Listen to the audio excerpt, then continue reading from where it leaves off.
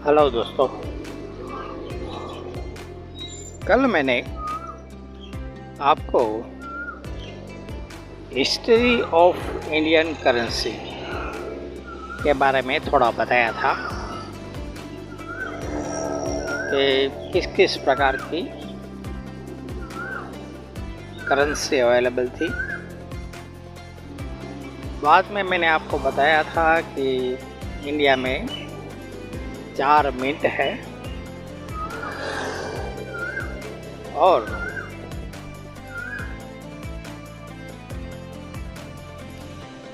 Government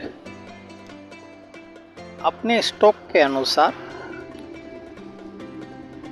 coin बनाते हैं।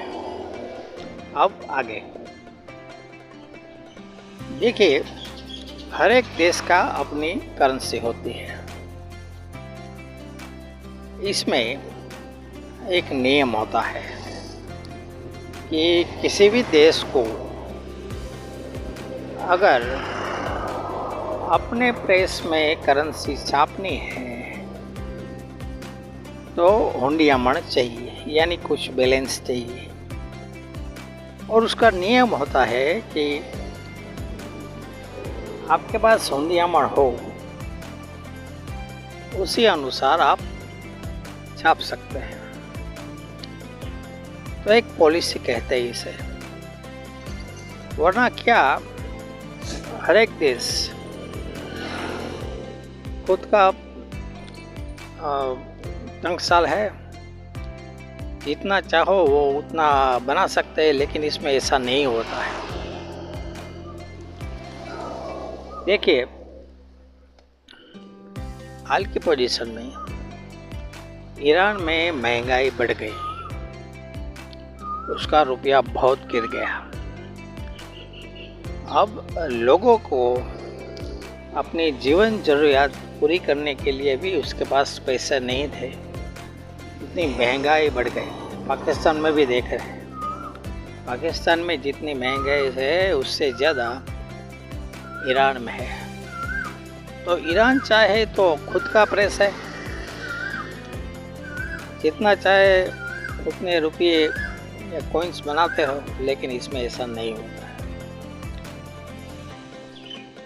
तो उसके नियम का पालन करना होता है। देखिए, इंडिया 1947 में आज़ाद हुआ, तो उसके पहले के हर एक कॉइन में आप देख रहे हैं, जैसे एलिजाबेथ सेकंड या जॉर्ज पंचम या विलियम, ये जो थे वो ब्रिटिश शासन काल के थे। तो जब भारत देश आज़ाद नहीं था तब उनकी फ़ोटो इंडियन करेंसी में छपती थी। अब भारत देश समझो 1947 में आज़ाद हो गए, तो सारे के सारे, जैसे एलिजाबेथ का भी फ़ोटो पे आपको दिखने नहीं मिलेगा, जॉर्ज पंचम का भी नहीं मिलेगा, ना विलियम का मिलेगा। यानी पुराने जो भी सबको निकाल दिया, और उसके सामने जो ये अपना लोगो आता है ना, 3 सिंहों वाला, वो लोगो ही लगाया। उसके नीचे लिखते हैं सत्यमेव जयते, और गांधी जी का फोटो भी आएगा। फिर कई ऐसे स्मारक सिक्के भी बने हैं। जैसे भारत में आज़ादी में कई लोगों ने अपना योगदान दिया था, तो एक ट्रिब्यूट हम कहते हैं कि भाई उसको श्रद्धांजलि देना या उसकी याद में गवर्नमेंट सिक्के बनाते हैं। तो इसमें जैसे इंदिरा गांधी है, राजीव गांधी है, जवाहरलाल नेहरू है, ये उसकी यादों में सरकार बनाती है।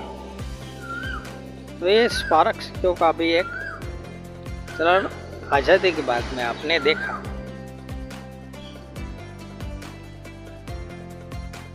एक और मैं बात कहता हूँ इसमें, जैसे मैंने आपको एक बात कही थी कि भाई हर एक देश के पास जितनी मेटल होगी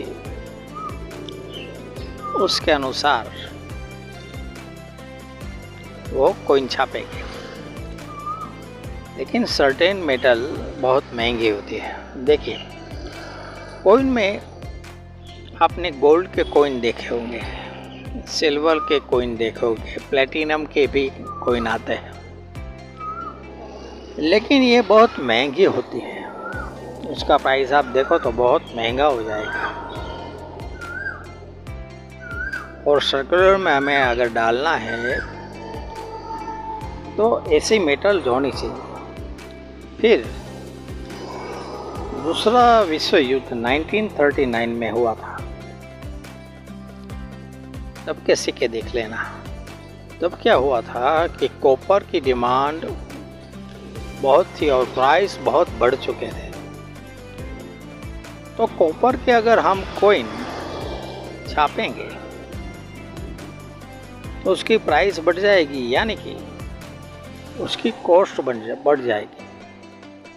तो हर एक देश ऐसा सोचता है कि भाई जो भी हम करेंसी छापे वो एक रीजनेबल होना चाहिए, यानी कि उसकी मेटल भी कीमत जो है उसको भी ध्यान में रख के वो छापी जाती है। टंगस्टन में आपने देखा होगा कि वो करोड़ों में छापते हैं, और तब तो मेटल कितनी चाहिए समझो। फिर उसमें यह भी गिनना होता है कि भाई उसकी जो प्रोडक्शन कॉस्ट कितनी होगी, यानी कि एक कॉइन बनाने पे सरकार को कितना खर्चा है। तो हर एक बात का ये सरकार कैलकुलेशन करती है। मेरे कहने का मतलब आपको एक था कि भाई पहले जैसी कारीगरी अब आपको करेंसी में दिखने नहीं मिलेगी या कॉइन में दिखने नहीं मिलेगी, क्योंकि हर एक देश ऐसा सोचता है। भारत में भी ऐसा सोच है कि भाई रीजनेबल होना चाहिए, और अगर कारीगरी ज़्यादा देंगे तो खर्चा इसमें ज़्यादा आता है। तो हाल में तो देखो, मोदी के शासन के बाद, मोदी जी जो हमारे प्रधानमंत्री थे, उसके शासन में जो ये करेंसी छपी उसकी क्वालिटी आप देख लीजिए, आपको क्वालिटी में डिफरेंस देखेगा। पहले के जो नोट्स वगैरह भी छपते थे वो उसमें बहुत सी कारीगरी करते थे, तो हमें जेब में रखने से भी अच्छा लगता था कि भाई ऐसे कॉइन या ऐसे नोट रखते हैं। एक्सपेंड करे ना करे ये अलग बात है, लेकिन हमें वो अच्छी लगती थी, तो हमारे खींचे में पड़ी होती है। लेकिन क्या है कि भाई अभी हाल में खर्चा बहुत बढ़ गया है, मटेरियल का खर्चा इतना होता है, तो अब ये सब रीजनेबल पे ही चला गया है।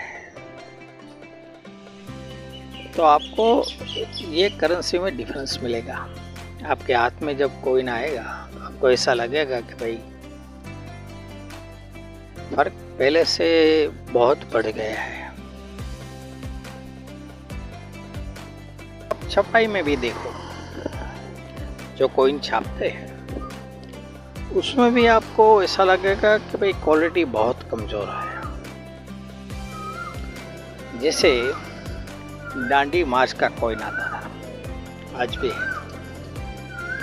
उसमें आपने देखा होगा कि डांडी मार्च में सबके फोटो आपको दिखेंगे, लेकिन पैर ही नहीं दिखेंगे। वहाँ पे प्रिंटिंग ही अच्छी नहीं हुई। आपको हाथ में आएगा तो आपको ऐसा लगेगा कि ये कैसी छपाई है। तो मैं ऐसा समझता हूँ कि भाई ऐसे कॉइन को पहले ही आपको चेक करने के बाद सब जगह पे फैलाना चाहिए, लेकिन अच्छी तरह से चेक भी नहीं करते। और दूसरे देशों के सामने अगर आप अपनी कॉइन रखोगे तो आपको थोड़ा फर्क दिखेगा। जैसे अमेरिकन कॉइन है, फिर यूरोप के भी है, उस कॉइन की आप क्वालिटी देखना, फिनिशिंग देखना, उसकी प्रिंटिंग देखना, उसकी कारीगरी देखना, आपको फर्क आएगा। भारत में तो मैंने आपको कहा है कि भाई ये लोग कॉपी में ही मानते, कॉपी यानी कि दूसरे देशों ने अगर ये पब्लिश किया तो हमें भी पब्लिश करना है। जैसे बायोमेटालिक कॉइन्स आते हैं, इटली में ये छपे थे, बाद में इंडिया में भी शुरू हो गए। तो इसमें कुछ इनोवेशन भी होना चाहिए, मैं तो ऐसा समझता हूँ कि कुछ अलग प्रकार के भारत के कॉइन, जिसमें भारत की कुछ कारीगरी, भारत की कुछ आइडेंटिटी इसमें व्यक्त हो। हमें तो ये आशा हम इसलिए रखते हैं कि भाई पुराने लोग काम ऐसे कर चुके हैं, तो हमेशा कहते हैं कि भाई कुछ अच्छे कॉइन छापो। और लास्ट में तो अभी सरकार को फ़ायदा बहुत हुआ है ऑनलाइन ट्रांजैक्शन के वजह से। जैसे आपको पता ही होगा कि आजकल ज़्यादातर ऑनलाइन ट्रांजैक्शन हो रहे हैं, जिसमें करेंसी की आवश्यकता नहीं होती। देखिए, देश में जितनी भी करेंसी अवेलेबल करानी होती है, इसकी जवाबदारी सरकार की होती है। तो सरकार के पास हर एक का हिसाब होता है। लेकिन ऑनलाइन के बाद सरकार को बहुत फ़ायदा हुआ। करेंसी अवेलेबल कराने की ज़रूरत नहीं है, छापना 50% या 60% तक कम हो गया। तो इससे देश का हुंडियामण बचा। अभी मोदी जी एक ही प्रयत्न ज़्यादा कर रहे हैं कि जितना हो सके उतना ऑनलाइन ट्रांजैक्शन हो, तो हुंडियामण की बचत देश में हो सकती है। आज बस इतना। जय श्री कृष्ण।